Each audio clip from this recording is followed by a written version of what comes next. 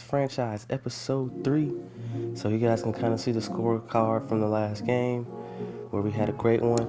If you didn't check it out, guys, go check out the previous episode. As you can see, Brandon Crawford had a heck of a game. We're going to vote him for MVP, the early running for team MVP so far. But like I was alluding to in the last episode, I wanted to go back and take another deep dive into the rosters.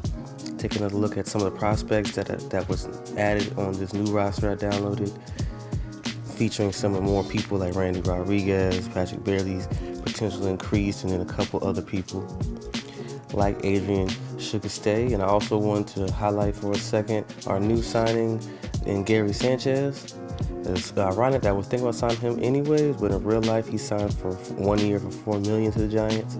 So I signed him in MLB. He needed $5.5 million with his greedy ass, but it's all right. We'll see what he can do for a year, and maybe we can reconstruct a new contract. But going back through the team, you can kind of see some more of the prospects that were added. And another signing that we were able to make that I saw in free agency was Sherton Apostle. 20 years old, 64 beat potential. Looks like he'll be a solid player for us. I'm at least expecting him to maybe be a backup starter, bridge player once his ratings start to develop. But he does have pretty good hitting, solid fielding, and a pretty decent base runner. So him being 20 years old, definitely an asset to me. And like I was mentioning, one of our big signings that was done in the offseason as far as our young talent is Averson Arteaga and Rainier Arrayes, two A potential guys that can maybe grow into our farm system and become those star outfielders, because right now our outfield farm system is looking a little light, other than Luis Matos and Helio Ramos. But overall, guys, that's a team with the new prospects added and other prospects that were added with. I did look and check out all the other rosters from other teams, make sure they was added as well. But anyways, guys, now we're taking a look at the AAA roster. You just kind of see one of our other top prospects in Grant McCray. We got Steven Piscotty to help round out and fill out the team. Ronald Guzman, who looks like he'll be an okay guy. And then obviously our star that we hope to be the star of our series, which is Marco Luciano, 21-year-old A potential. Helio Ramos, like I mentioned earlier, did play some time in the majors, but we'll need to see if we can hopefully develop him with the good coaching staff that we have and see what he can do in a couple years maybe, because once those minor league options is out, we got some tough decisions to make. Sugarstay, who's an all-around guy, love it. And then, like I was mentioning, Luis Matos coming off that bench. He's also 21. Hopefully he can show me some bright spots in AAA. And then Joey Bart is one of those other guys that we really hope and really need to have a good season this year, so that way I feel more comfortable about letting either one of those catchers go in Roberto Perez or Gary Sanchez.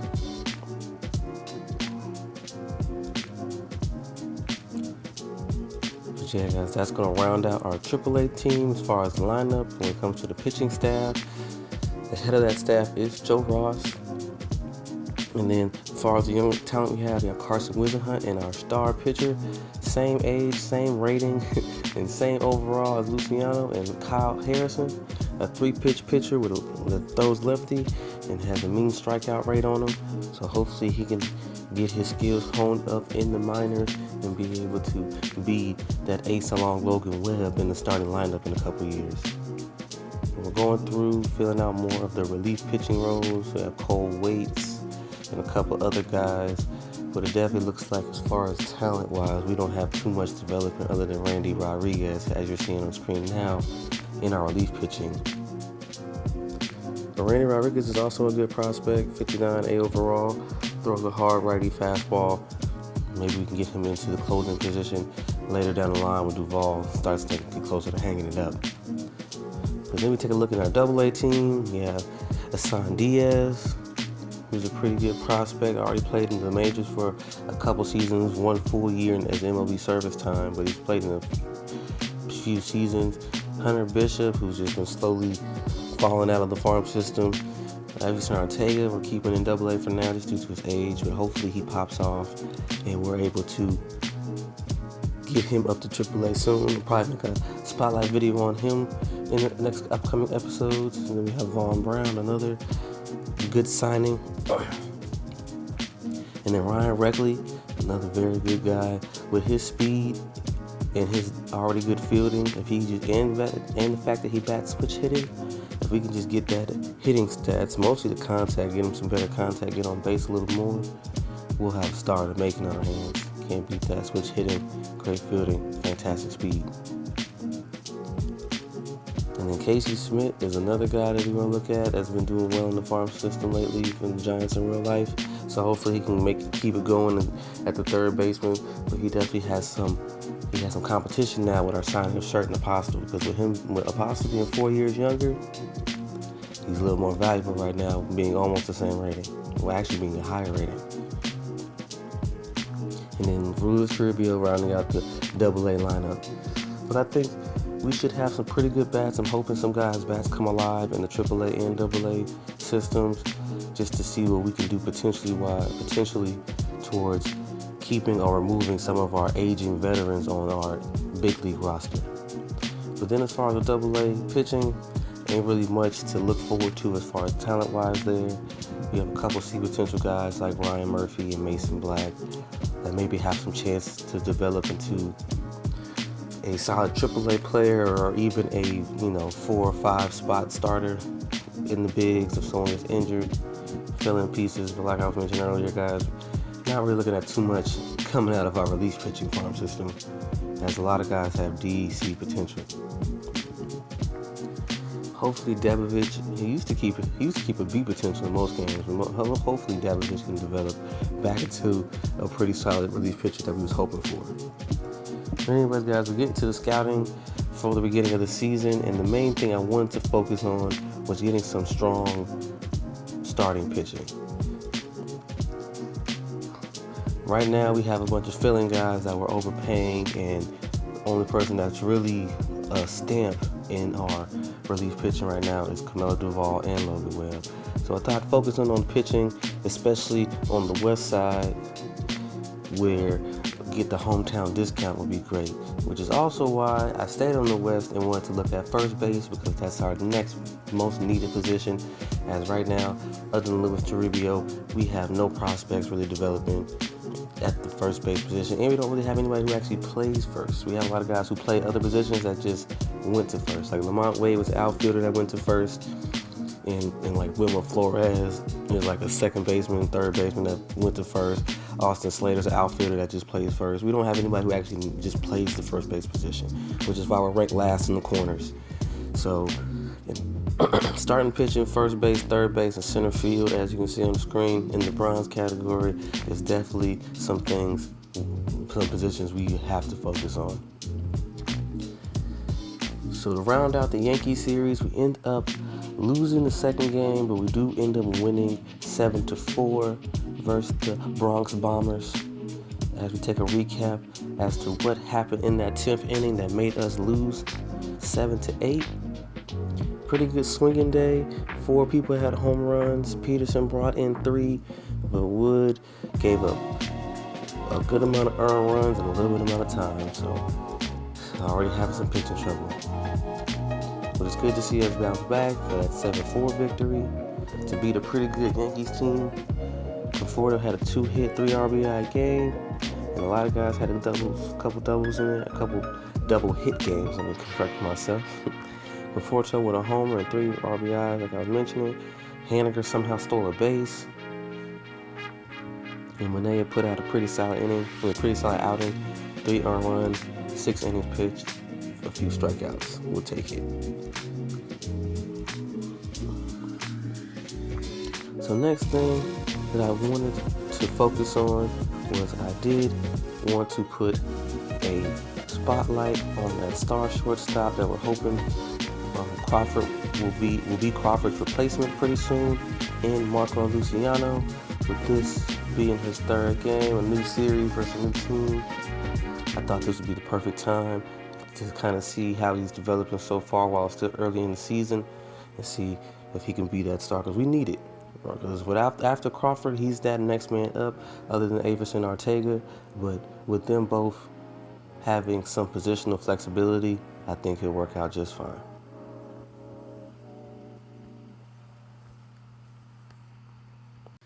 Luciano looks like he's going to be a great prospect. I think he's going to be our star player. Once Crawford leaves, I think he's going to take over that role pretty well. Already has good defense on him. And he already has a pretty good range, a strong arm, solid speed, can run the base paths. The only thing we need to work on is his hitting, as he tends to be a strikeout guy. And he seems to not get on the bases too much, but I think with a little bit of time in the minor leagues, he'll be able to fix that and get that all squared away. But that was just a quick highlight video. He didn't really do too much that day. Went over 4, made a couple routine plays. Alright guys, so next thing I wanted to take a look at was to look at our minor league team, specifically our AA team, to kind of see what they were doing. But first things first, we wanted to kind of see how we would finish off this White Sox series. Bottom of the ninth, 2 outs, and we come out with the clutch win, 8-5 versus the White Sox. So we ended up winning that series 2-1, and we had to do a little injury management, but I figured this would be a great time since it is going to be opening day to look at the AA roster. We go back over, see what happened in the back end of the game. Looks like Yastrzemski had a hell of a game with 2 home runs and 5 RBIs. Wade had a couple doubles, and so did Slater. To kind of cap off what was a great performance, Webb had a solid game, 7 strikeouts and 4 earned runs off 9 hits.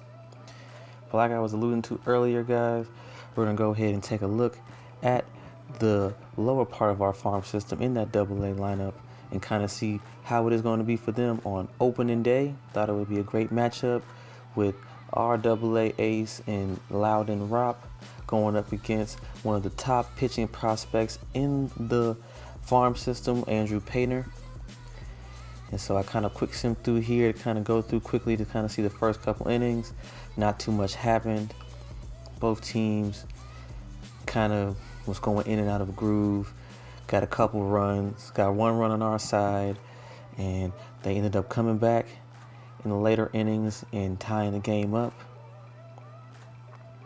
as you'll kind of see. So I'm going to let this thing kind of do its thing till we get to the good part, where we get close to the game, because I don't want to let it go. But this is our team tying it up off a sac fly. Couple outs going. Painter and Ropp look like they're going to be as advertised, both having great games. Our back brings in Reckley, who I mentioned earlier in the video, with his great speed coming around those base paths. But then after that, we couldn't get much going. And I definitely think it was a mistake based on the manager for keeping Ropp in too long, but he ends up giving up a couple walks and a double to De La Cruz to bring in 2 runs. So now the Reading Fighting Fields have a 3-2 lead. Andrew Painter is definitely pitching like a top prospect, doing what he has to do. But I am happy to see what Reckley's doing. He hasn't really got a hit today, but he's got on base a couple times, got 2 stolen bases, scored a run. That's all I can really expect from him. But they take Andrew out to put another Andrew in, and Andrew Baker. Diaz gets a single. Postel flies out. Let's see. I tried to see if maybe we can get someone a little faster with that 30 speed, but not too many other people on my team play second base. Bunner Butcher gets the corners going, first and third. We get a fly out from Von Brown. Cutler has a chance and just can't do it. So now we're back up at the bottom of the ninth. We get a walk to start it off. Can we tie this game up?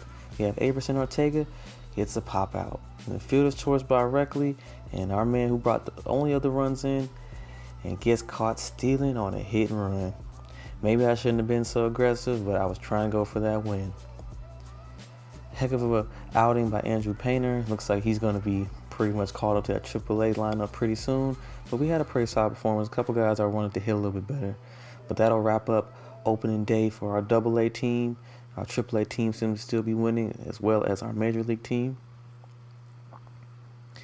And so we're going to get into the series going in with the Royals. I want to take a look at our coaches real quick. Obviously, we all know Gabe Kapler, but we also have a couple made-up guys. Pretty solid ratings overall, some B's and some C's. So overall, our coaching doesn't seem to be too bad, especially with Robbie German with an A rating. Good job, Giants, for some good coaches. I'll probably keep majority of them around for the long haul, but if Kapler ain't doing his thing, you know what we got to do? We got to bring another guy in. But anyways, guys, just gets us to the game. Got a good matchup going. Jordan Loud. Hello from San Francisco, California. We're live at Oracle Park. MLB The Show has interleague action for you this afternoon. It's the Kansas City Royals taking on the San Francisco Giants. All right, we'll be back to get this one started after this. All right, we got our main man Sean Manaea going on the mound today. Had a solid outing last time. Hoping that we can get kind of similar results this time. Pretty solid lefty guy. Not sure, as we discussed in the previous episodes, not sure with his contract being $12 million if he's really worth it for $12 million for 2 years. But if he can put out a good season and maybe a good season next year, anything can happen. Anything can happen. But we're sitting here 3-2 in the top of the first. It's a good swing off the bat by Bobby Witt, but it's a routine play for Yastrzemski to get that man out of here. Well, pitchers like this usually work down in the zone a lot, but I always like to add the commentary from MLB because I feel like he does bring some sound advice. Pitchers almost have to be effective up in the zone with hard stuff. So maybe that's one area he can improve in his game to try to combat that long ball. Good swing and miss. Manaea does have some decent stuff, but sometimes he can go like this. With Vinny Pasquino hitting a double into the gap. Might not have been a double. He had a little better fielding, but we're going to work on that. Again, we definitely got to improve from 27th in defense. But Vinny hits a pretty good hit, and that's the thing that you worry about with Manaea. He's going to keep the ball grounded. Not going to give up a heck of a lot of home runs, but he will give up those hits, and he doesn't have the filthiest stuff. But now we're at a 1-1 count, pitching to Salvi. See what he can do. Hits a routine over the second baseman who we have as Slater. We have Slater at second base, first to righties, since we do need the defensive help every now and then, and we need the rest day for Estrada. But that's the end of the first inning. San Francisco Giants baseball 0-0 on the Show Bay Area. Back here at Oracle we're trying to Park. rip him a new one. We're going to get him up out of here. 13.5 ERA. You think he's about to come against the Giants? We might not be the best hitting team, but we got a little pop up at. See if we can get something started. We're going to try and get that ERA up to 15. And digging in for San Francisco, Austin We got Slater. sweet swinging Slater in the building. Let's see what my man's going to do. 3-1 count. Getting the pitch from Lyles. It's a good fastball. 3-2 count. He gotta pitch me something. Man.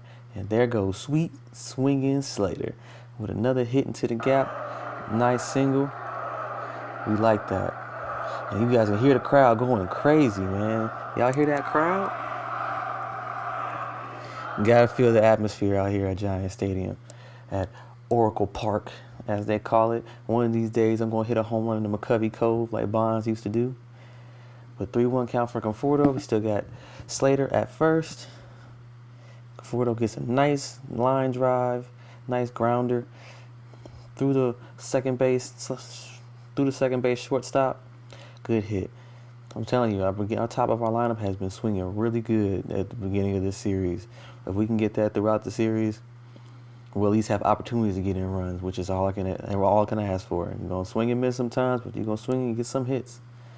So now we got Big Jock coming in the building, young Jock coming. Let's see what my man can do. Nah, they don't want to pitch in the ball. They know what's going on. They don't want to pitch in the ball.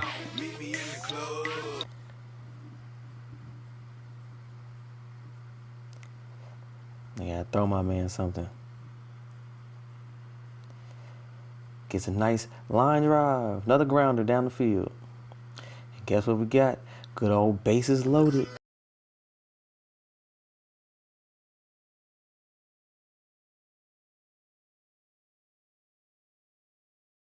Get it out of here. Don't want to mess with my man. I'm saying he's been a great signing so far. Can't stop hitting home runs. But that's another grand slam for the team, I swear. We love hitting with the bases loaded. And then Lamont Wade puts a good swing into it. It's going deep. It's going deep. It's going deep. And it's caught right in front of the Levi's Landon. And Yastrzemski's up the bat. I don't want to pitch to him either. I guess this man's losing his cool already. Already losing his cool, man.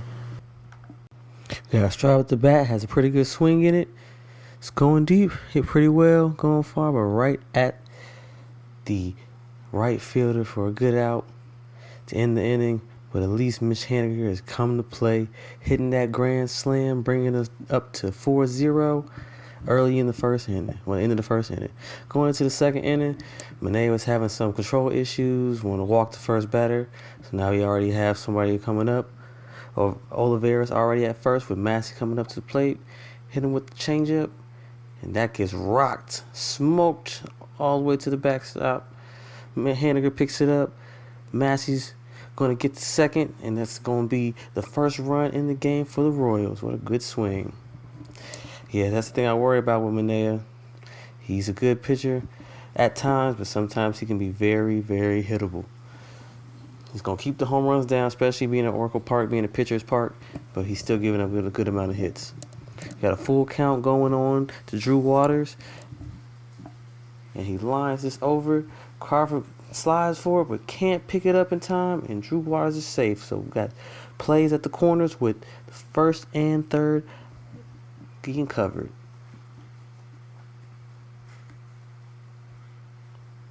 Let's see what Miguel Garcia can do. Good pitch, and Wade gets it. Almost had the double play. That was definitely going to be one for the record books if he could get that one. Very quick twitch. But it doesn't matter anyway because Slater comes and he gets the double play for us. What a play. Then we got our new signing, Gary Sanchez, up the bat. Hits the opposite field. And thankfully for the shift, turns into an easy double, even for a guy with 13 speed.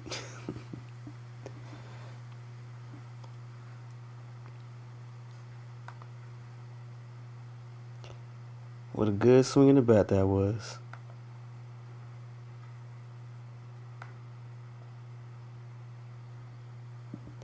But yeah, that's what happens when the shift bites you in the butt. Slater back up to bat, fastball right down the middle, and he hits this one, steamrolls into the back. That's going right into Triple's alley in Oracle Park. And I think he can. He runs, and he's getting all the way to third base on the RBI triple. Man, so much action already in the second inning. Another pitch down the middle. I don't know what's going on with Lyle's control issue, but Conforto smokes it. Almost hits it into McCovey Cove, but is able to pull out a double. I told you guys, I'm going to get that ERA up. Bad. Might get in the 20s at this rate. Yep, and I guess it's time to get him out of there. I told you guys we was going to get him out of there. So now they're bringing in Daniel Lynch, who honestly really isn't much better, but at least he has a good amount of strikeouts. And speaking of strikeouts, gets my man Jock out of there, man. So can't always get him. But we still have just one out and Conforto at second. 2-1 count to our main man, our big signing this offseason, Mitch Haniger. And you know what he does against lefties. Gets a slider, catches a good amount of it. It's going, but caught by the center fielder. But at least we are able to get the guy safely to third. But unfortunately, Crawford wasn't able to advance and get that run in. So we do end the second inning with the score of 6-1. Gotta love Giants baseball.